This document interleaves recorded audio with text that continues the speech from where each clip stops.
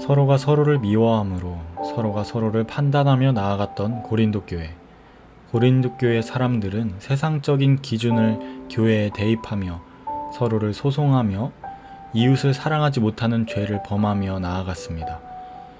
이러한 고린도 교회 성도들을 향해 바울은 오늘 말씀을 통하여 차라리 불의를 당하는 것이 낫지 아니하며 차라리 속는 것이 낫지 아니하냐 라고 말하면서 형제를 미워할 바엔 차라리 미움을 받으라고 가르치고 있습니다. 오늘 이 말씀을 통해 고린도 교회 성도들이 범한 이웃을 미워하는 죄를 우리의 삶과 연결하여 우리의 삶은 어떠한지 점검하여 보고 바울의 말씀을 통해 우리의 죄를 회개하고 온전히 예수 그리스도의 이름으로 씻음과 거룩함과 의롭다 하심을 받는 우리 모두가 되기를 원합니다. 오늘 말씀에서 나타나는 고린도 교회 성도들이 지은 죄를 요약하자면 총 3가지로 볼 수 있습니다.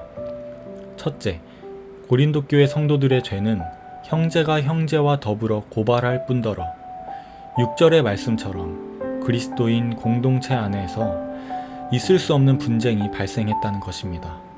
여기서 형제는 친족의 형제를 말하는 것이 아닌 하나님의 백성된 우리 모두가 한 가족이 된 것처럼 하나님 안에 있는 모든 형제 자매를 말하는 것입니다. 정리하자면 하나님의 백성된 우리 안에 서로가 서로를 고발하고 미워하는 죄가 발생한 것입니다. 그리고 두 번째는 너희가 세상 사건이 있을 때에 교회에서 경히 여김을 받는 자들을 세우느냐 라는 말씀이 나옵니다. 고린도 교인들은 교회에서 일어난 일들을 교회 내에서 하나님의 지혜를 구하며 스스로 해결해 나아간 것이 아니라 다른 사람을 세웠다는 것입니다. 4절에 나오는 경히 여김을 받는 자는 세상 법관을 뜻하는 말로 결국 고린도 교인들은 교인들끼리의 갈등을 세상 법관에게 의지하며 판단하게 했다는 것입니다. 말 그대로 믿지 않는 세상 법관에게 말입니다. 그리고 결정적인 3번째 죄는 믿지 아니하는 자들 앞에서 하느냐 라는 말씀처럼 믿지 아니하는 자들 앞에서 하나님의 백성된 자들이 서로를 미워하고 싸움으로써 교회의 거룩함을 무너뜨렸고 결국 그 행동으로 하나님을 욕보인 것입니다. 고린도 교인들이 벌인 이 죄들 묵상하면서 말씀을 들으면서 느끼셨겠지만 우리가 너무나도 쉽게 저지르고 있는 죄들입니다.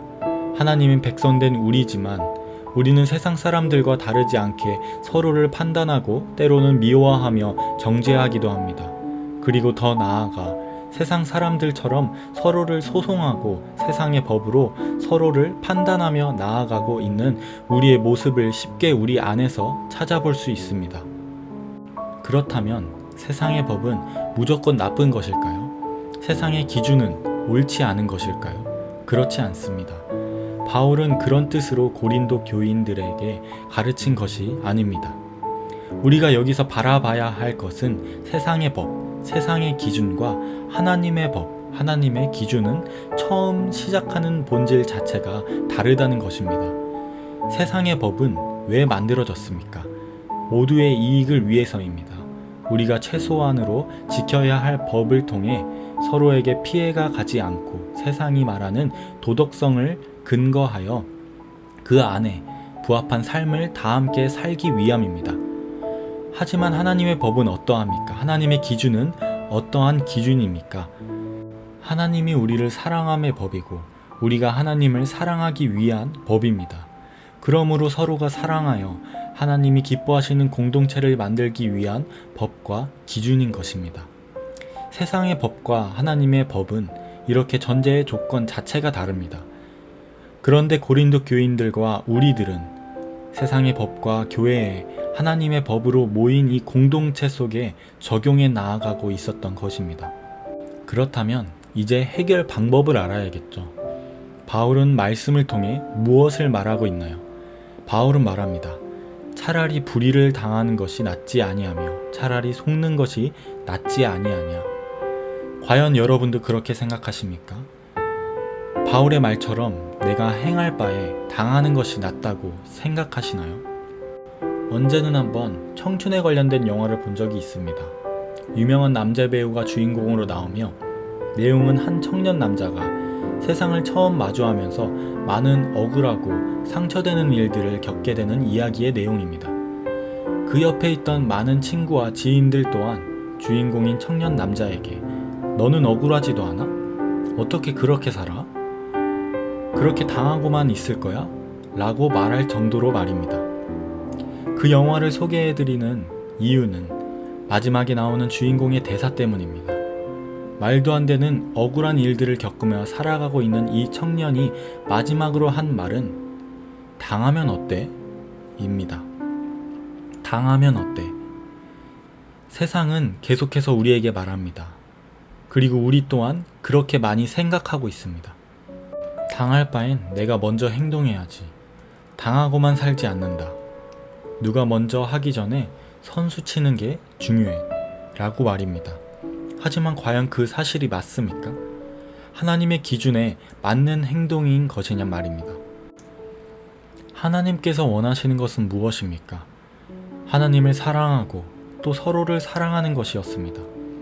주 너의 하나님을 사랑하고 또한 내 이웃을 내 자신과 같이 사랑하라. 하지만 우리의 모습은 어떠합니까? 서로의 연약함을 덮어주지 못할 망정 어떠한 실수를 벌이는지 지켜보고 있는 노릇입니다. 우리 안에 이러한 모습이 있는지 생각해 보기 원합니다. 한 번 더 우리의 삶을 되돌아보기 원합니다. 나는 그 정도는 아니야 라는 말이 우리의 뒤꿈치를 잡아 죄의 굴레 속에 빠지게 만드는 것입니다. 바라기는 행하는 자가 되지 않기를 바랍니다. 속이는 자가 되지 않기를 바랍니다. 당하는 자가 되기를 바랍니다. 속는 자가 되기를 바랍니다.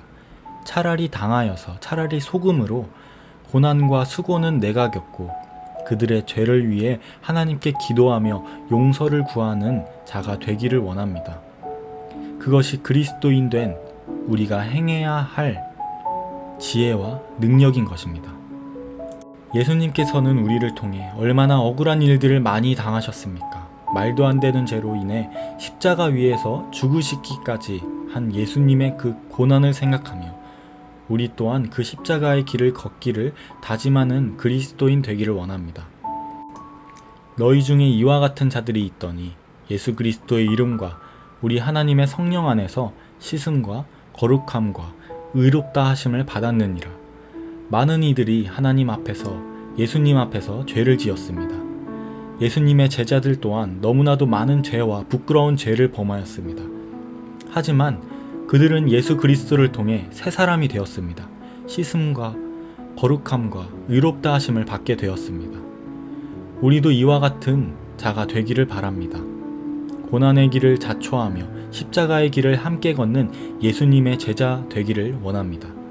언제나 하나님을 먼저 사랑하고 이웃을 사랑함으로 세상의 기준으로 서로를 판단하는 자가 아닌 오직 하나님의 사랑으로 서로를 품으며 나아가는 자가 되기를 기도하고 소망합니다.